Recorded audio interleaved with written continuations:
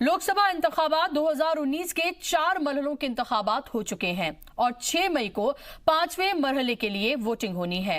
इस मरहले में 7 रियासतों की 51 सीटों पर चुनाव होना है। यह अब तक का सबसे छोटा मरहला है।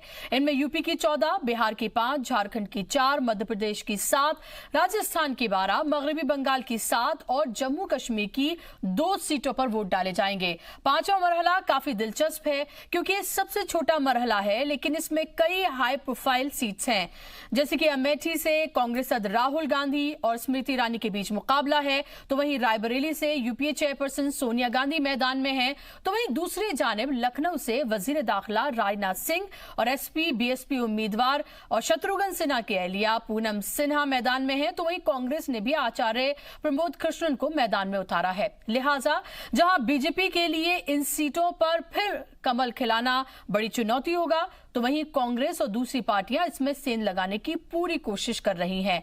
ये बात जग जाहिर है कि जिन मुद्दों पर इंतखाब लड़े जाना चाहिए वो मुद्दे इंतखाबी तशरीह से पूरी तरह से गायब हैं। कभी हुब्बुल वतनी का मुद्दा उठता है तो कभी शहरियत का, और इस शोर में वो तमाम मुद्दे गुम हो जाते हैं जो आवाम से जुड़े हैं। तो क्या ये मान लिया जाए कि आइंदा जो आने वाले मरहले हैं उसमें भी ये तमाम मुद्दे ही रहेंगे, या चुनाव असल मुद्दों पर इन बचे हुए 3 मरहलों में वापस लौटेगा? आज इसी मुद्दे पर हम बहस करेंगे कि क्या 5वें मरहले में भी राष्ट्रवाद का ही मुद्दा रहेगा। इस पर बात करने के लिए खास मेहमान मेरे साथ जुड़ गए, इनका तारुफ मैं आपसे कराना चाहूंगी। मेरे साथ अनिमा सोनकर पॉलिटिकल एनालिस्ट के तौर पर जुड़ गई हैं स्टूडियो में। इसी के साथ ही मेरे साथ धर्मवीर चौधरी साहब बीएसपी के लीडर हैं, जुड़ गए हैं स्टूडियो में। संजीव पांडे साहब हैं, सीनियर जर्नलिस्ट हैं, चंडीगढ़ स्टूडियो से मेरे साथ जुड़ गए हैं। और उसके साथ ही डॉक्टर गुलरेज शेख हैं, स्पोक्स पर्सन है बीजेपी के, मेरे साथ जुड़ गए हैं। आप तमाम मेहमानों का बहुत बहुत इस्तकबाल है।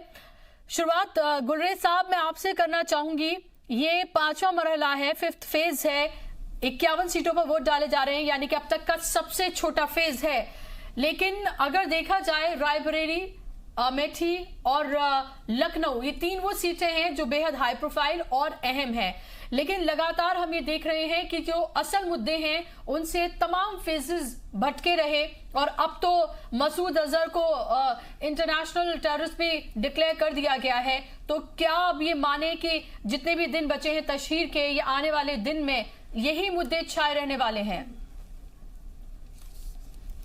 ये मैम, आप जो कह रहे हैं कि असल मुद्दे जो नहीं है ग्राउंड पर, उसके लिए रिस्पॉन्सिबल सबसे ज्यादा मैं किसी को मानूंगा तो विपक्ष को मानूंगा। क्योंकि आप देखिए कि यदि आप उत्तर प्रदेश की बात करें या बिहार की बात करें, जहां पर 120 सीटें आती हैं, वहां पर एक जो शोर मचाया जा रहा था वो महागठबंधन, जबकि आप ग्राउंड रियलिटी पर देखें कि महागठबंधन को कोई पूछ नहीं रहा है। आपने अभी कहा कि नेशनल सिक्योरिटी का विषय, तो नेशनल सिक्योरिटी का विषय तो जो है वो तो असल मुद्दा है। क्योंकि आप कितना भी प्रोग्रेस कर ले, आप कुछ भी दुनिया में पाले, लेकिन जब तक आपकी सिक्योरिटी महफूज नहीं है तब तक आप खुद महफूज नहीं है, आपकी तरक्की महफूज नहीं है, आपकी अर्थव्यवस्था महफूज नहीं है। तो और आपने अभी गुलरेज साहब ये बताइए, क्या रोटी, कपड़ा, मकान, कारोबार, जॉब्स, इन सब से भी ज्यादा इंपॉर्टेंट है?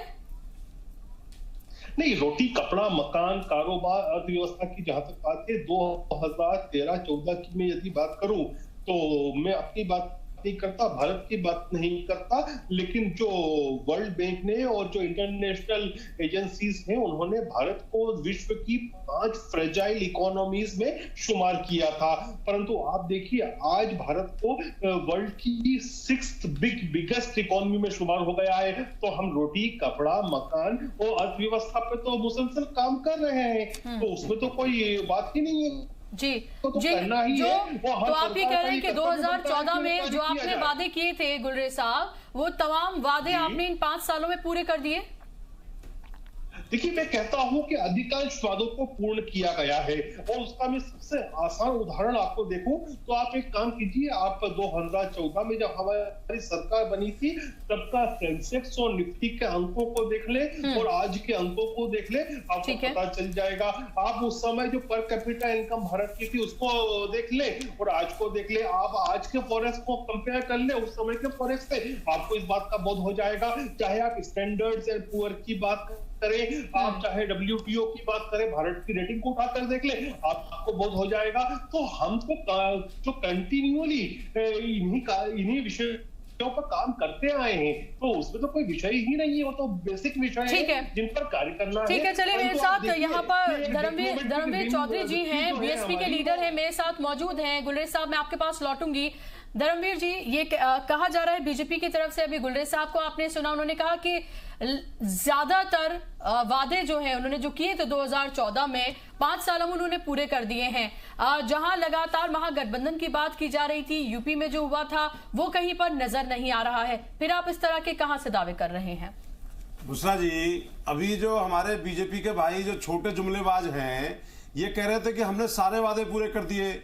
मैं इनसे ये पूछना चाहता हूं कि इनकी सरकार ने नोटबंदी और GST को बहुत ऐतिहासिक कदम बताया था। क्या किसी लीडर ने इनके प्रधानमंत्री से लेकर के और नीचे तक किसी भी चुनाव की सभा में नोटबंदी और GST पर क्या इन्होंने कहा कि ये इस पर हमको जो है वोट दीजिए? और इसके अलावा इन्होंने कहा कि हमने बहुत रोजगार दिए हैं। इस देश में 5 सालों में जो बेरोजगारी दर बढ़ी है वो 2.7 की बढ़ी है और 5 करोड़ करीब बेरोजगार इस देश में हुए हैं। तो इन्होंने 2 करोड़ लोगों को रोजगार देने का जो वादा किया था वो कहां चला गया? इन्होंने जो भी वादे किए, मैं इनसे पूछना चाहता हूं कि प्रधानमंत्री जी अगर इतने ही शर्मदार हैं तो वो जो है बालाकोट पर, पुलवामा पर क्यों वोट मांग रहे हैं? और प्रधानमंत्री जी के खिलाफ देश के करीब 100 पूर्व नौकरशाहों ने, जिसमें हाई कोर्ट और सुप्रीम कोर्ट के जज थे, ये कहा कि ये सेना पर जो वोट मांग रहे हैं और सुप्रीम कोर्ट को बीच में आना पड़ा और उसमें सुप्रीम कोर्ट में सुनवाई चल रही है। तो ये बीजेपी के लोग तो बहुत बेशरम लोग हैं, इन्होंने कोई काम नहीं किया। ये भगवान राम को धोखा दे सकते हैं, ये देश की 130 करोड़ लोगों को धोखा दे सकते हैं। 9 अप्रैल को पहली जो है शिकायत प्रधानमंत्री जी के खिलाफ हुई थी निर्वाचन आयोग में, लेकिन निर्वाचन आयोग के साथ साथ देश की सभी संवैधानिक संस्थाओं को इन्होंने पंगु बना दिया है। चाहे वो सुप्रीम कोर्ट हो, चीफ जस्टिस ऑफ इंडिया को ये कहना पड़ रहा है कि जो है न्यायपालिका खतरे में है। तो ये जो व्यवस्थाएं हैं, ये देश में लोकतांत्रिक व्यवस्थाओं को नष्ट भ्रष्ट करने का काम बीजेपी के लोगों ने किया है। और ये जो लोग हैं, इनके नीचे से जमीन पूरी तरह खिसक चुकी है। और स्वामी जी का जो स्टेटमेंट है, आपने 2 दिन पहले देखा होगा, उन्होंने कहा कि नरेंद्र मोदी इस देश के नेक्स्ट प्राइम मिनिस्टर नहीं बनेंगे। अच्छा, तो इसीलिए मायावती जब सामने आती हैं तो जो पार्टी इख्तिदार में है यानी कि बीजेपी, उससे ज्यादा वो कांग्रेस को कोसती हुई नजर आती हैं। तो अगर जो पार्टी इख्तिदार में है उससे सवाल ना पूछकर आपकी पार्टी की सुप्रीमो तो सबसे ज्यादा सवाल कांग्रेस से पूछती है, उन्हें सबसे ज्यादा कटघरे में खड़ा करती है। जी देखिए, इस देश में कांग्रेस ने करीब 65 वर्षों तक राज किया और ये वही कांग्रेस के लोग हैं जो दलितों के, माइनॉरिटीज के, गरीबों के, मजदूरों के वोट लेकर के सत्ता में आए। और ये वही लोग हैं, दलित विरोधी मानसिकता के लोग हैं, जिन्होंने बाबा साहब को 65 वर्षों में एक भारत रत्न नहीं दिया और उनको लोकसभा में जाने से रोका। तो मुझे ये बताइए कि इलेक्शन के बाद अगर सिचुएशन ऐसी बनती है कि अगर हंग पार्लियामेंट होती है तो क्या आप बीजेपी या कांग्रेस के साथ, दोनों पार्टियों के साथ नहीं जाएंगे, क्योंकि दोनों से ही आपको इतना परहेज है?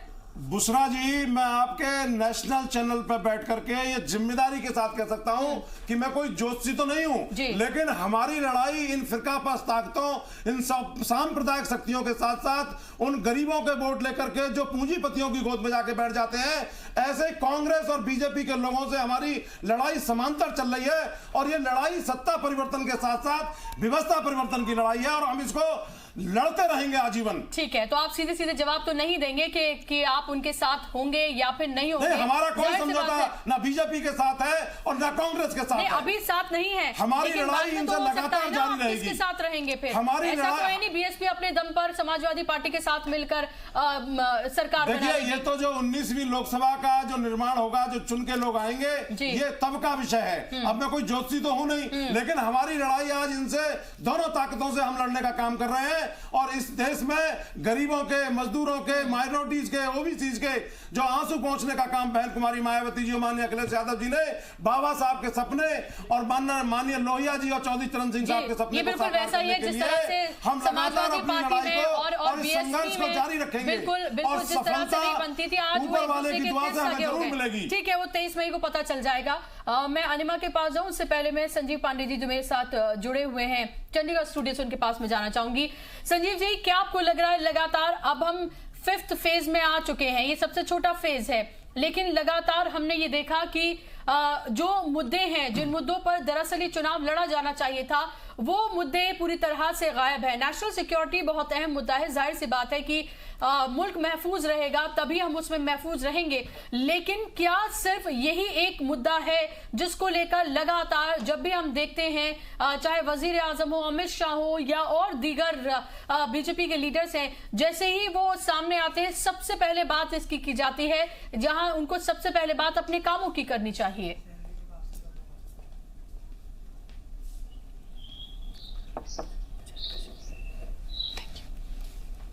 देखिए, डेफिनेटली जो 5th फेज का जो इलेक्शन है वो भारतीय जनता पार्टी के लिए बहुत इंपॉर्टेंट इलेक्शन है, क्योंकि इसमें ज़्यादातर सीटें बीजेपी के पास है। राजस्थान में चुनाव होना है 5th फेज में, मध्य प्रदेश में होना है, उत्तर प्रदेश में है, बिहार में है, और इसमें ज़्यादातर सीटें भारतीय जनता पार्टी के पास है। इसलिए भारतीय जनता पार्टी के लिए फेज काफ़ी अहम है जी। और भारतीय जनता पार्टी को सबसे बड़ी दिलचस्प बात है कि एक अच्छी चुनौती विपक्ष की तरफ से मिल रही है। अलग अलग राज्यों में अलग अलग स्थिति है, कहीं कांग्रेस से मिल रही है, कहीं समाजवादी पार्टी और बसपा गठबंधन से मिल रही है चुनौती, और कहीं पे बिहार में महागठबंधन से मिल रही है। और ये भी एक बहुत बड़ी सच्चाई है कि इस चुनाव में जो रियल इशूज कंट्री के अंदर है, किसान का संकट है, फिर ऋण माफी का संकट है, बेरोजगारी का मसला है, या ट्रेडर्स के जो मसले हैं, उस मसले पे बात सत्ता पक्ष नहीं कर रहा है और विपक्ष की तरफ से भी कोई कंक्रीट कोई इस तरह की बातें नहीं आ रही हैं, सिवाय कांग्रेस की कि कांग्रेस ने कुछ अपने घोषणा पत्र में बेरोजगारी को लेकर, किसानों को लेकर, किसान बजट को लेकर वो तमाम बातें की है। हालांकि वो घोषणा पत्र है, घोषणा पत्र को लेकर इस देश के अंदर अब जनता का कोई बहुत ज्यादा विश्वास रहा नहीं है। पिछले अगर 5-7 चुनावों का अगर आप डाटा देखें तो घोषणा पत्र जारी होता है, फिर वो घोषणा पत्र का 5 साल बाद अगर उसका आप एनालिसिस करें तो लगता है कि वो घोषणा पत्र ही रह गया, उसका कोई इम्प्लीमेंट तो पूरे देश के अंदर ग्राउंड लेवल पे होता नहीं है। तो कहीं ना कहीं सत्ता पक्ष हो या विपक्ष हो, एक इशू लेस चुनाव कंट्री के अंदर लड़ रहे हैं। दूसरी जो सबसे बड़ी बात है, किसी के पक्ष में कोई लहर भी नहीं दिख रही है, जनता चुप है। भाषण तो हो रहे हैं दोनों तरफ से, लेकिन जनता चुपचाप सुन रही है और उसके देखकर राजनीतिक दलों में एक बेचैनी सी है। तभी अगर आप किसी से कोई भी सवाल पूछें तो वो कहीं ना कहीं उस इशू पे ना आने के बजाय किसी और इशू पे लेके जाते हैं। तो ये कहीं ना कहीं ये चुनाव में आप ये कह सकते हैं कि इशूलेस चुनाव है। देखिए, राष्ट्रीय सुरक्षा एक अहम मसला है, इसमें कोई शक नहीं है, लेकिन ये मसला राष्ट्रीय सुरक्षा का मसला सिर्फ भारत के साथ नहीं है, पूरे साउथ एशिया में कहीं ना कहीं एक अनरेस्ट है, टेररिज्म है। अभी देखिए श्रीलंका में ब्लास्ट हुआ, बांग्लादेश में सेम टाइप ऑफ मोदी लहर नहीं बल्कि सुनामी है, तो आप ये कह रहे हैं कि सुनामी नहीं बल्कि लहर भी नहीं है? नहीं, एकदम। देखिए, मैं आपको बता देता हूं कि 23 तारीख को जो परिणाम आएंगे उससे बहुत कुछ पता चलेगा। मतलब कि हम कोई इस तरह से भविष्यवक्ता तो है नहीं, लेकिन जो लहर कहीं नहीं दिख रही है, जनता चुप है। अगर आप रैलियों में जाएं तो जनता चुप है। सुनामी की बात तो देखिए, वो तो कांग्रेस भी कर रही है और अपोजिशन भी कर रही है कि हमारे पक्ष में बहुत बड़ा लहर है। देखिए, राजनीतिक दल तो इस तरह के दावे करते हैं, तमाम दावे हो रहे हैं, लेकिन सच्चाई ये है कि अगर लहर थी तो 2014 में जो इश्यूज थे, देखिए भारतीय जनता पार्टी ने 2014 में विकास की बात करी थी, गुजरात मॉडल की बात हुई थी, लेकिन कहीं ना कहीं गुजरात मॉडल की भी बात नहीं हो रही है, विकास की भी बहुत ज्यादा बात नहीं हो रही है। सारी बात आके टिक जाती है वो सर्जिकल स्ट्राइक या बालाकोट पे आके टिक जा रही है या बॉर्डर पे आके टिक जा रही है। तो मैं समझता हूं कि अगर वाकई में बहुत अच्छी लहर होती तो ये बात करने की कोई बहुत ज्यादा जरूरत नहीं थी, मेरा मानना है। ठीक है संजय जी, मैं आपके पास विपक्ष को बहुत मेहनत करनी पड़ रही है। ऐसा नहीं है कि विपक्ष को कोई बहुत आसानी से कोई विपक्ष के पक्ष में भी कोई लहर मुझे दिख नहीं रही है। जितना बिखरा हुआ अपोजिशन है, ये उसका भी एक नतीजा है। जैसे एक साल पहले तक की हम बात करें, जो लग रहा था कि शायद तमाम पार्टियां मिलकर लड़ेंगी, वहां पर बिखराव सीधे तौर पर दिख रहा है।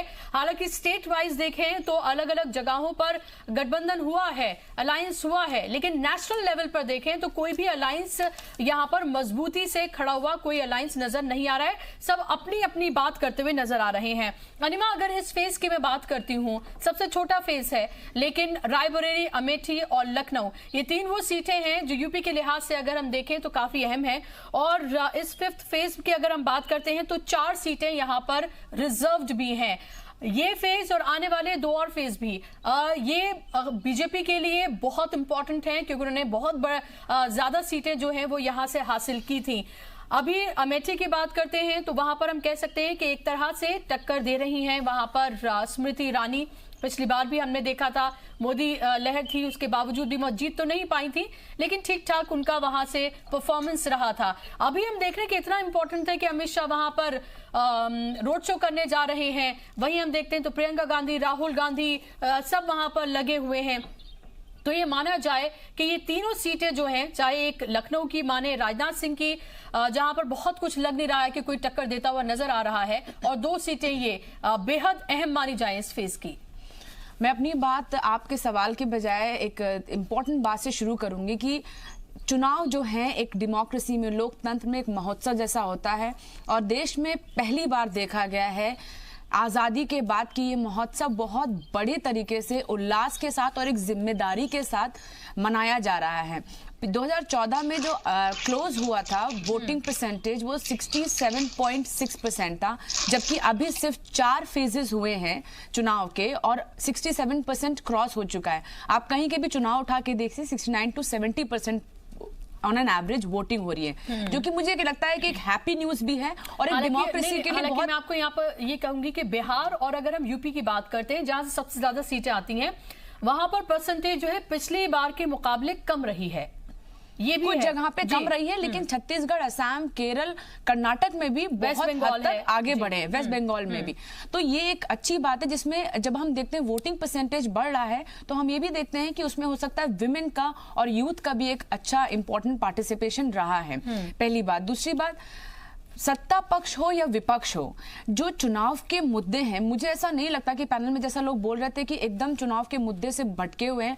आप चाहे मोदी जी की स्पीच उठा के देखिए, इंटरव्यू देखिए, या फिर राहुल गांधी के, मुझे लगता है पक्ष अपनी बात रख रहा है। मोदी जी की कोई भी स्पीच हो वो उज्ज्वला और जनधन से लेकर किसी भी चीज पे कम नहीं है। हो सकता है उनका एम्फेसिस थोड़ा सा बालाकोट या नेशनल सिक्योरिटी पे ज्यादा हो। उसी तरह अभी कल भी मैं देख रही थी एनडीटीवी के एक इंटरव्यू में बहुत ही जो वाजिब सवाल होते हैं वो राहुल गांधी जी उठा रहे हैं। तो मुझे ऐसा लगता है कि इस समय एक ऐसी प्रतिस्पर्धा चल रही है कि किसी को नहीं पता है कि सच में जीत एक मुश्त किस तरफ होगी, गठबंधन की होगी, या जो पक्ष है वही अपनी एक अच्छी सीट लेकर आएगा, या एनडीए के साथ प्रधानमंत्री मोदी ही अपना टेन्योर कंटिन्यू करेंगे। तो ये एक अच्छी बात है, हर स्टेक होल्डर बहुत मेहनत कर रहा है। आपने बात अच्छी की अमेठी की। अमेठी में मुझे ऐसा लगता है कि स्मृति ईरानी जी को इस बार अच्छा एज मिलेगा, क्योंकि राहुल गांधी जी राष्ट्रीय अध्यक्ष हैं, जो वो पिछली बार नहीं थे।